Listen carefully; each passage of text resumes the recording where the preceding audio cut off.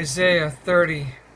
Woe to the obstinate children, declares the Lord, to those who carry out plans that are not mine,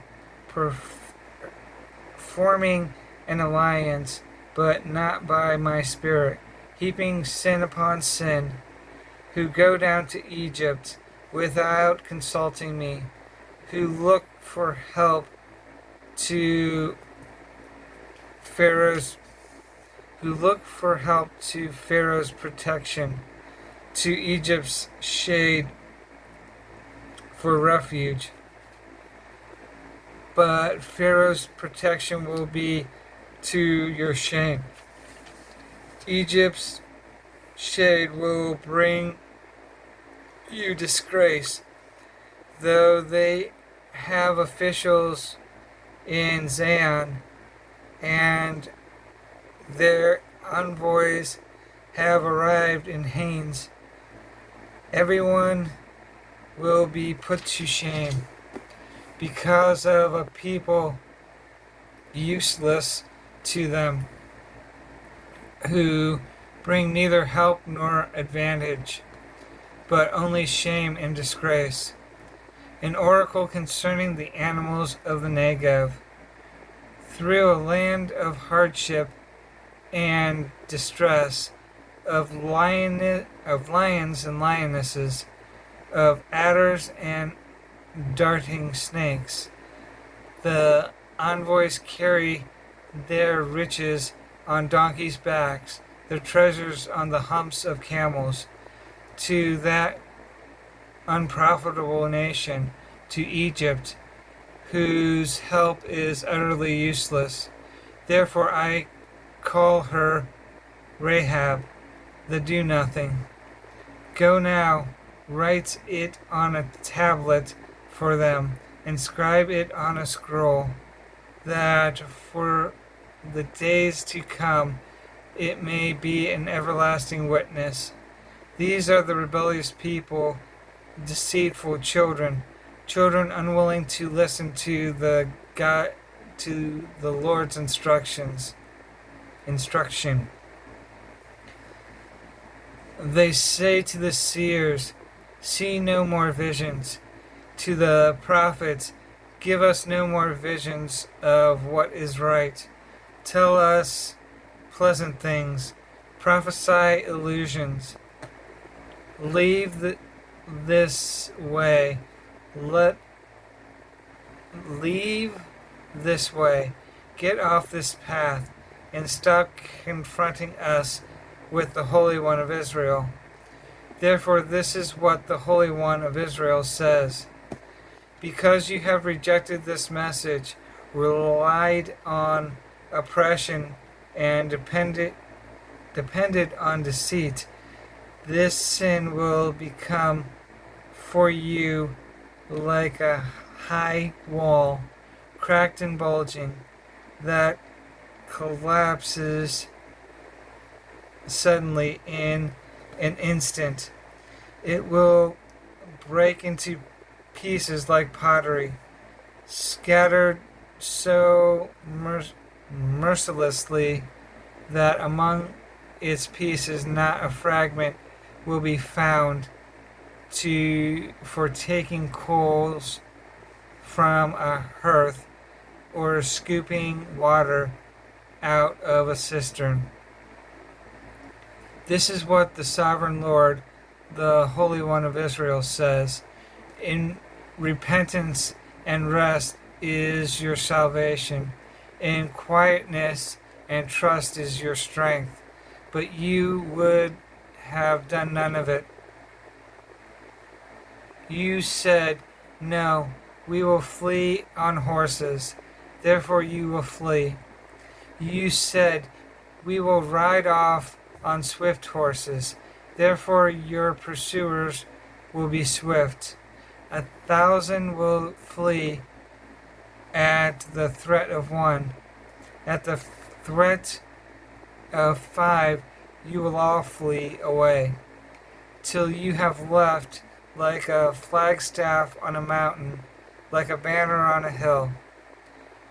Let the Lord, Yet the Lord longs to be gracious to you. He rises to show you compassion, for the Lord is a God of justice. Blessed are all who wait on him. People of Zion who live in Jerusalem, you will weep no more. How gracious he will be when you cry for help. As soon as he hears, he will answer. Although the Lord gives you the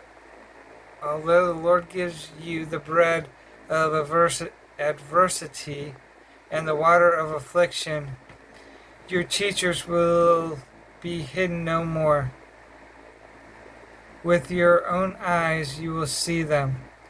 Whether you turn to the right or to the left, your ears will hear a voice behind you saying, "This is the way, walk in it." Then you will defile your idols overlaid with silver and your images covered with gold. You will throw them away like a menstrual cloth and say to them, "Away with you."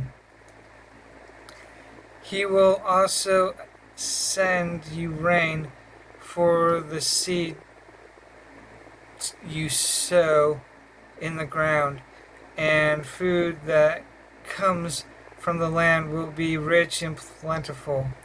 In that day your cattle will graze in broad meadows.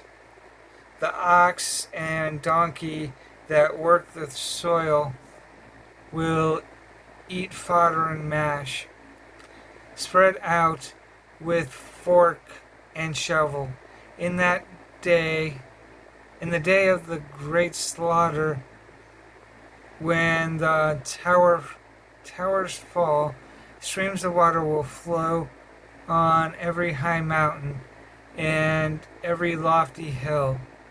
The moon will shine like the sun, and the sun will be 7 times brighter, like the light of 7 full days. When the Lord binds up the bruises of his people and heals the wounds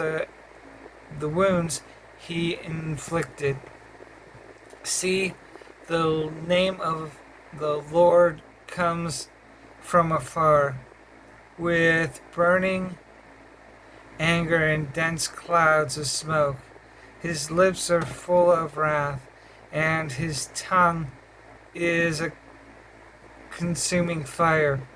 His breath is like a rushing torrent, rising up to the neck.